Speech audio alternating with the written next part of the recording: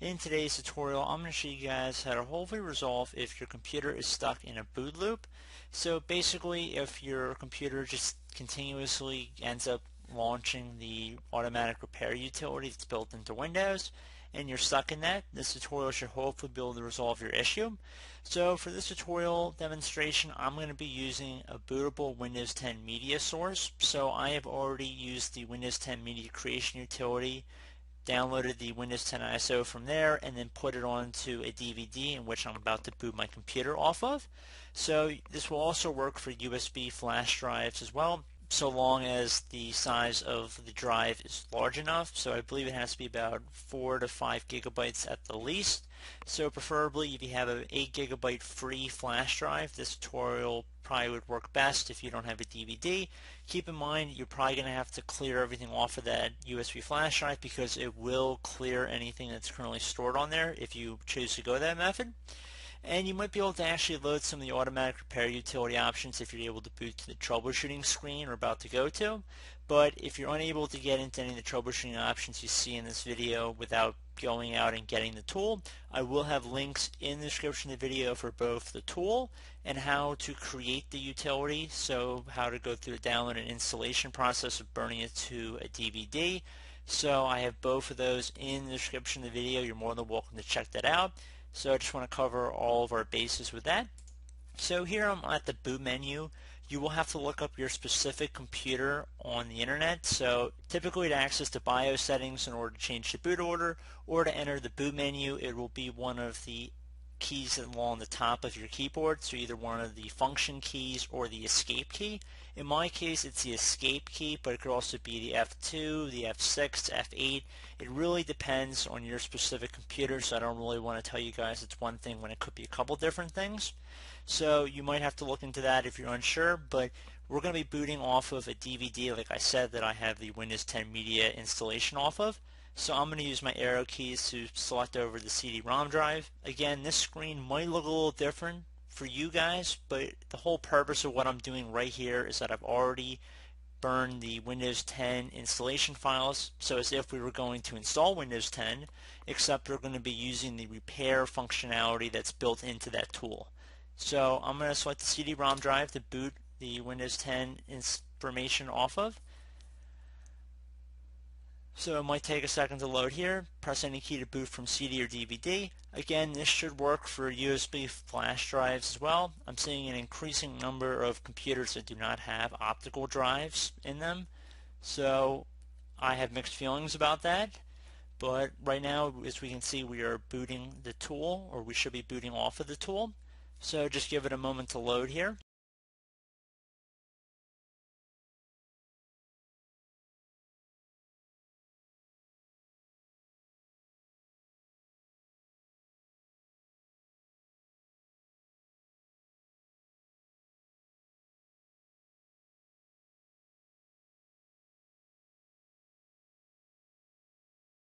Okay, so you should get a Windows setup screen here. It doesn't really matter what's up here. You can keep it as whatever your language is. Probably be preferred, to be honest. Just select Next, and instead of clicking on the Install Now button, you want to direct your attention over to the bottom left corner where it says Repair Your Computer. You want to left click on that button instead. So here we go, guys. Choose an option.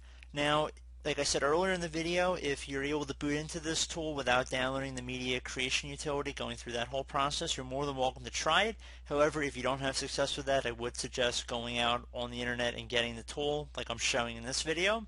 So if you see the screen and you're already in the loop, just don't be surprised about that. It's the same utility, except this is not booting off of your potentially corrupt hard drive. So that's one reason why I like using this tool, because it's kind of separate from your main operating system. So underneath choose an option, I'm going to left click on the troubleshoot tile, reset your PC, or see advanced options. So you want to left click on that. Now we have several options here to choose from, and there are several different ways you could go about hopefully resolving the issue. Now I'm going to suggest them in the way that I would recommend trying them. The first thing I would personally recommend would be to go to the System Restore tile to use the System Restore point recorded on your PC to restore Windows. So if I left click on that and then I select my target operating system here, So currently I do not have any system restore points on this computer, which is a perfect reason to go jump back and go to some of the other methods I'm going to show in this tutorial. But if you did have any restore points, they'd be listed in a table, and there should be a little description information about if there was a Windows update that it happened that caused the system restore point to be created. And I would suggest restoring back your computer. I do find that does have some success, so I would recommend trying that first.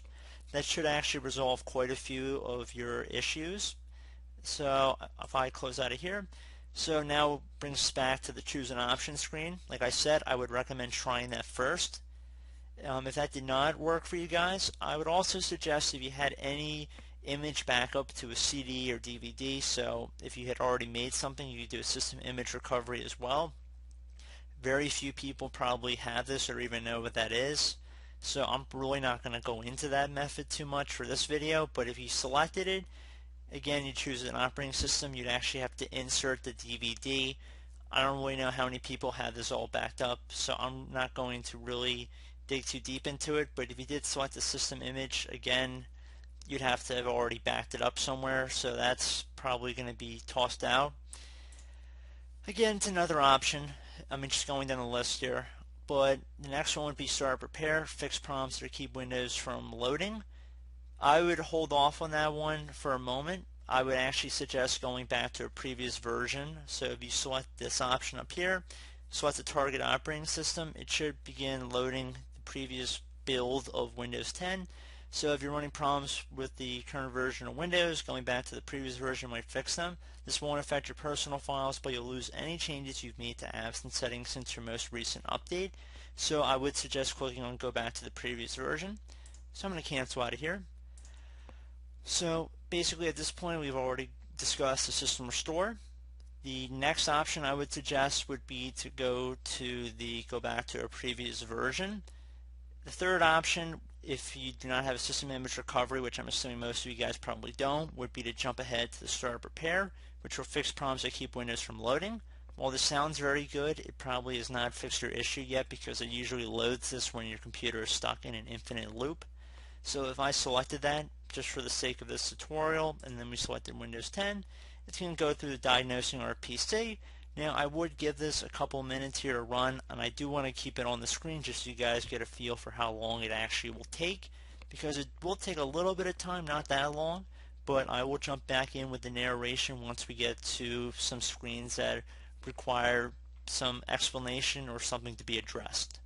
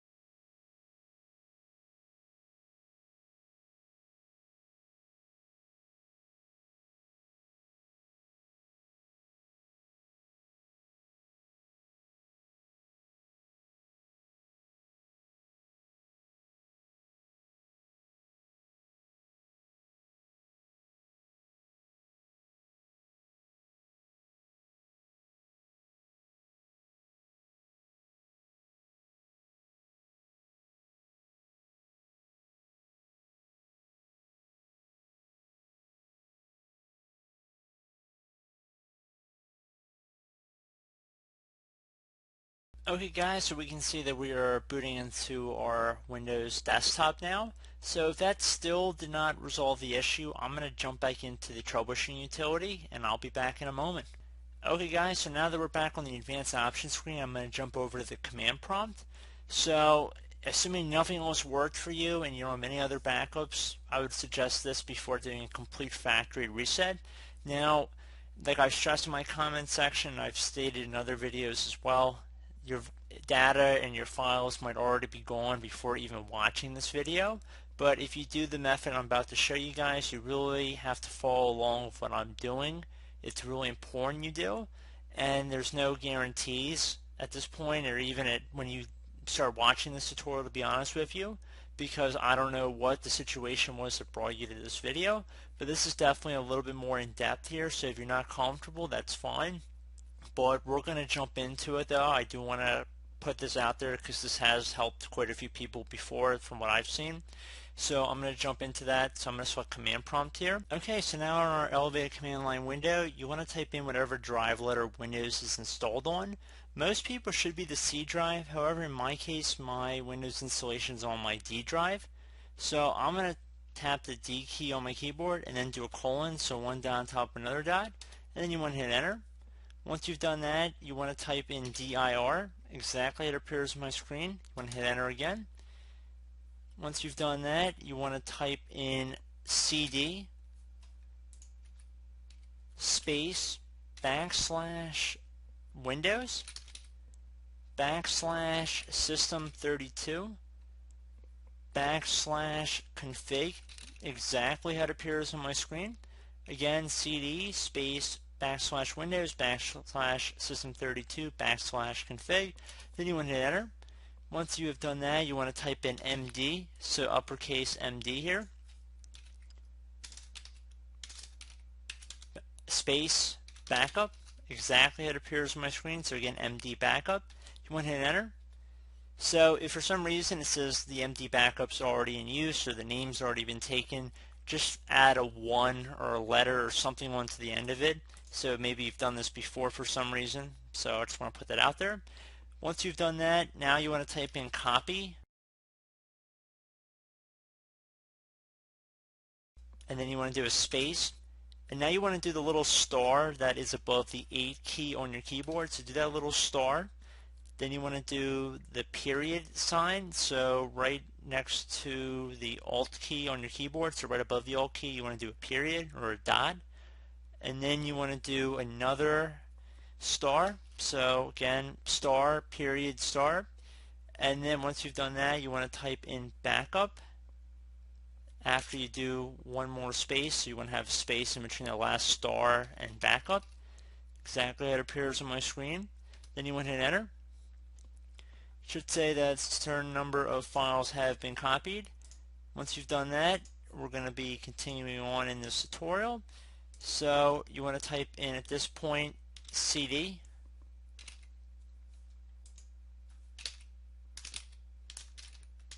and then space regback, so REGBACK, so cd space REG back. Then you want to hit enter. Once you've done that, you want to type in dir and then hit enter. So once you guys have done that successfully, you want to type in copy like we did before, so copy space, now you want to do a star, period, star, and then you want to do another space. Once you've done that, now you want to add 2 dots at the end. So after the star, you want to do a space and then 2 dots. Then you want to hit enter. It's going to say overwrite. We're going to type the letter A. To confirm, we're going to hit enter. It should say a certain amount of files have been copied. Once you've done that, you can just type in exit into the command prompt here. Restart the computer, and hopefully you should be good to go. So I do hope this brief tutorial was able to help you guys out. And as always, thank you for watching, and I do look forward to catching you all in the next tutorial. Goodbye.